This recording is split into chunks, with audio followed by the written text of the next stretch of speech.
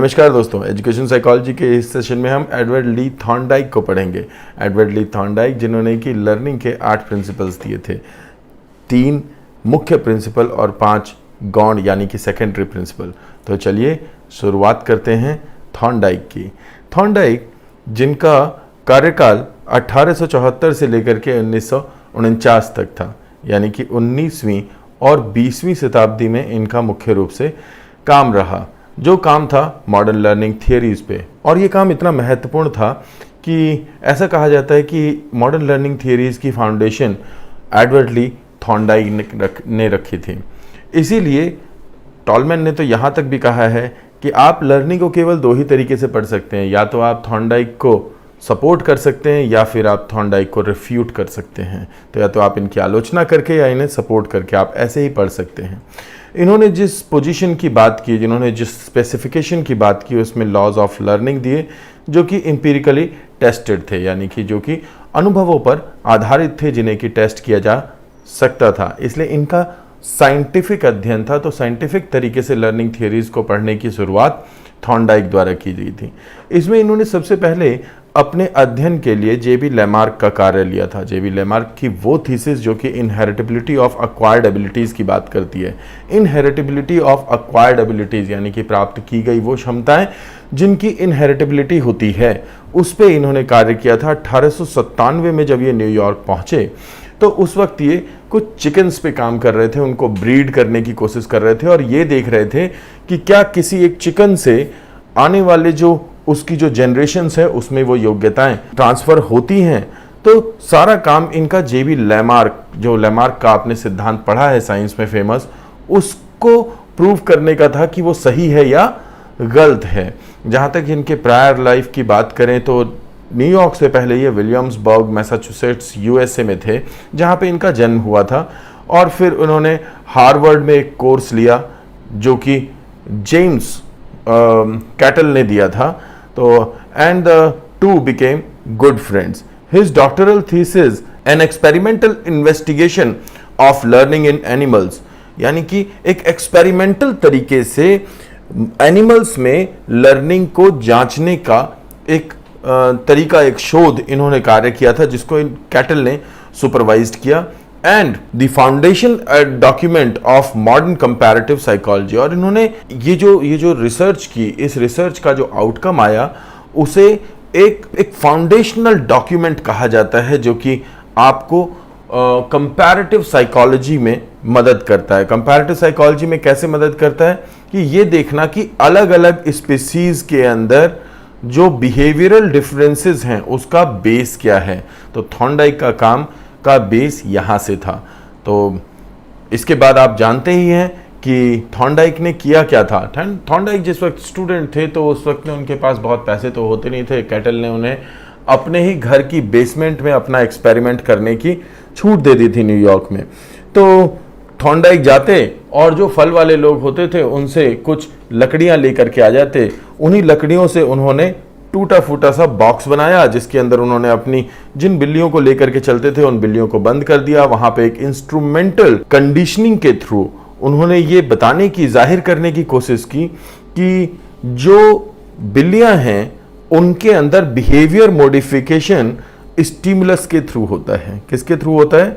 Stimulus के through, यानी कि स्टिमुलस के थ्रू उनके बिहेवियरल रिस्पॉन्स को चेंज किया जा सकता है। और इसीलिए इन्हें एसआर थियरी का जनक कहा जाता है, याद रखिएगा। थॉर्नडाइक थे जिन्होंने सबसे पहले एसआर थियरी दी थी। वो एक क्लासिकल एक्सपेरिमेंट है जिसमें कि उन्होंने एक पजल बॉक्स बनाया। जब भी बात की जाए पजल बॉक्स की तो ये थॉर्नडाइक का पजल बॉक्स था, जिसमें कि रोप्स, लैडर्स, लीवर्स का इस्तेमाल किया गया।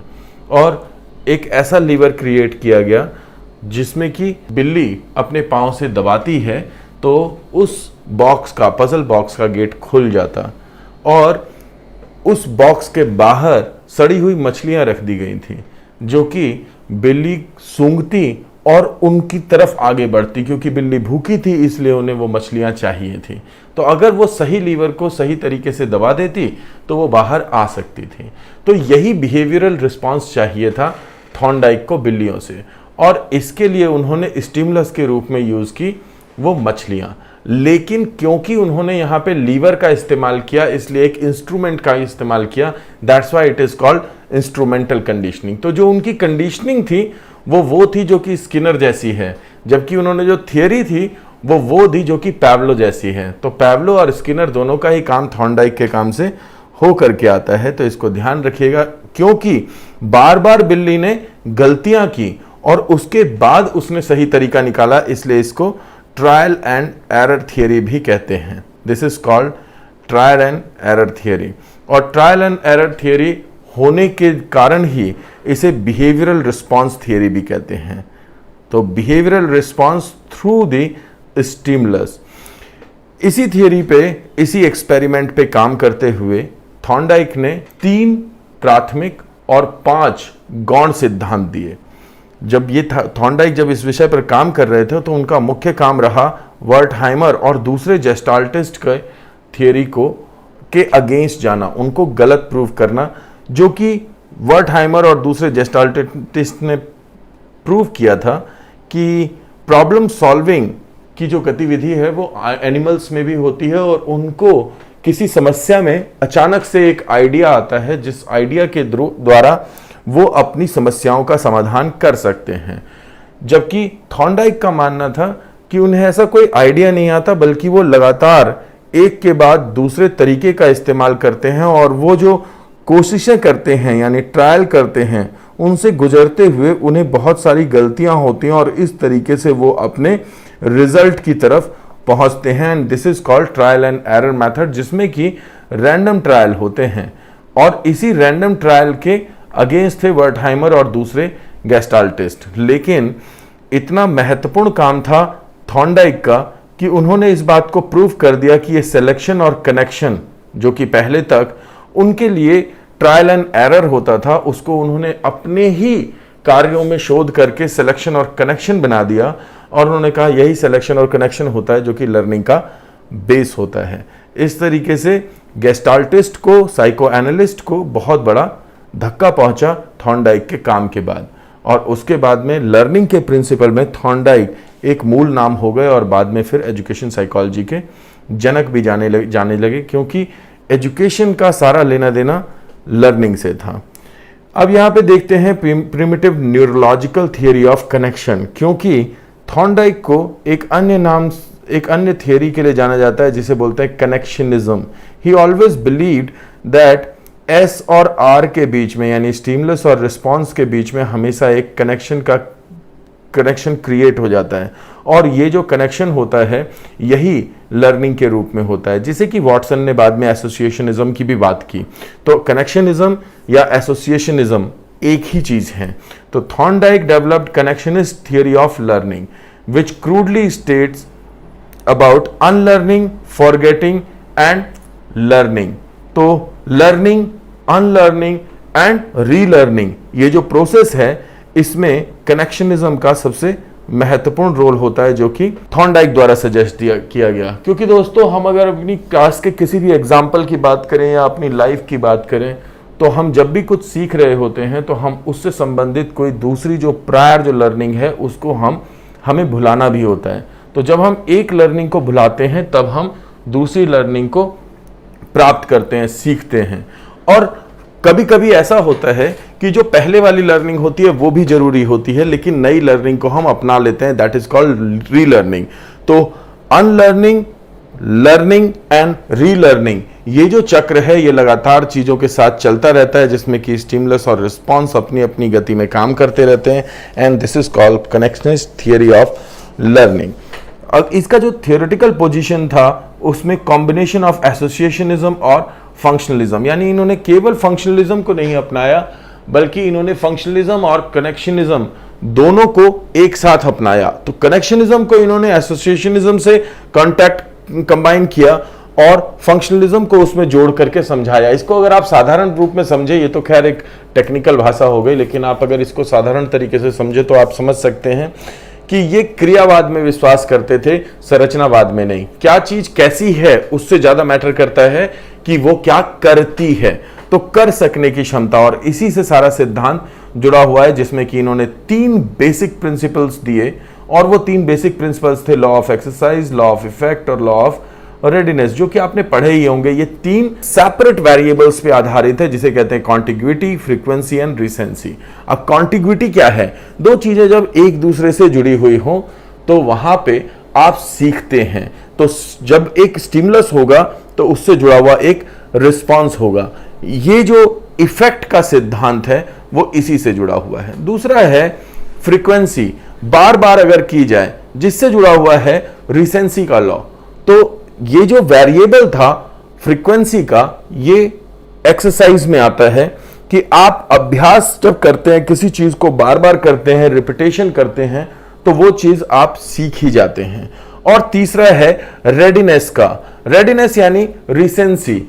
बच्चे जनरली कहते हैं कि भाई मैं अभी याद नहीं करूंगा, मुझे ये समझ में आ गई, लेकिन मैं इसे याद करूंगा जब पेपर आएंगे, क्योंकि अगर अभी याद करूंगा तो इसे भूल जाऊंगा।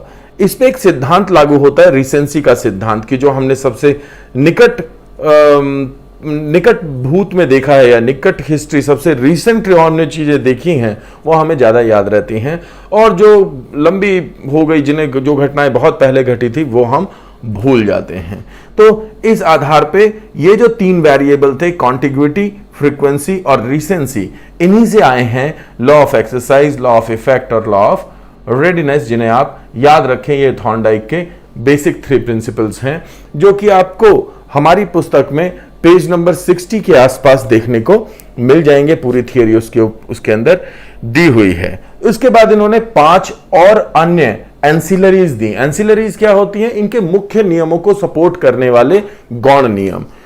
तो इन्हें जनरली सेकेंडरी 5 लॉ भी कह दिया जाता है। हालांकि ये एंसिलरी थी, यानी कि सपोर्टिव प्रिंसिपल्स थे, जिन्होंने कि उनके बेसिक 3 प्रिंसिपल्स को सपोर्ट किया, और थॉर्नडाइक की बेसिक थियरी को प्रूव करने में इनका महत्वपूर्ण रोल रहा। तो जब हम थॉर्नडाइक के इन 5 नियमों को देखते हैं, तो इसमें है, सबसे पहला है मल्टीपल रिस्पॉन्सेज। मींस किसी भी एक पर्टिकुलर सिचुएशन में जरूरी नहीं कि आपका एक ही रिस्पॉन्स आए, तो आप अलग अलग तरीके से ट्रायल कर सकते हैं।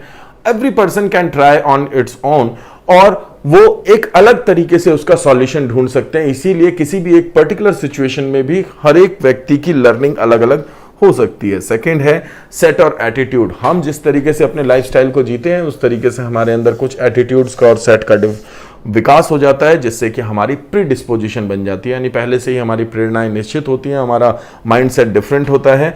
इसी आधार पे हम समस्याओं का समाधान करते हैं। इसके बाद आता है प्रीपोटेंसी ऑफ एलिमेंट्स, यानी कोई भी जो ऑर्गेनिज्म होता है वो सिलेक्शन और कनेक्शन के द्वारा लर्न करता है, और ये सिलेक्शन और कनेक्शन का प्रोसीजर उसके अंदर पहले से ही निहित होता है। इसके बाद आता है रिस्पॉन्स बाय एनालॉजी। एनालॉजी का अर्थ ये होता है कि हमारे जीवन में जो पुरानी घटनाएं घटित होती हैं, उनसे अगर जुड़ी हुई कोई भी नई घटना घटित होती है, तो हमारा पहला रिएक्शन ये होता है कि हम जो प्राचीन में घटी हुई घटना होती है उसी को सादृश्य मान करके और आज की घटनाओं का सॉल्यूशन देखने की कोशिश करते हैं। इसे कहते हैं सादृश्यता का नियम। बहुत बार क्वेश्चन पूछा जाता है, तो आप इसे याद रखें। एसोसिएटिव शिफ्टिंग का मतलब क्या होता है? जब एक ही तरीके का व्यवहार 2 डिफरेंट सिचुएशंस में किया जाता है, तो ऑर्गेनिज्म क्या करते हैं, वो 2 चीजों के बीच में समानता को परख लेते हैं। इसे आइडेंटिकल एलिमेंट थियरी भी कहते हैं, 1936 में दी थी, जो कि थॉर्नडाइक ने। तो ये आइडेंटिकल एलिमेंट्स के आधार पे आप एसोसिएटिव शिफ्टिंग कर लेते हैं, यानी एक जगह की लर्निंग को दूसरी जगह पर इस्तेमाल कर देते हैं, जिसके आधार पे बाद में थॉर्नडाइक ने ट्रांसफर ऑफ लर्निंग का कॉन्सेप्ट दिया। तो आशा करता हूं कि ये आपको समझ में आया होगा। इसको दोबारा जरूर देखें वीडियो को, क्योंकि छोटे से टॉपिक के रूप में इसे पूरे को कंप्लीट करना थोड़ा सा मुश्किल है। साथ में इसकी जो थियरी है उसको पढ़ लें, उसके बाद ही ये बात समझ में आएगी आपके। Thank you so much.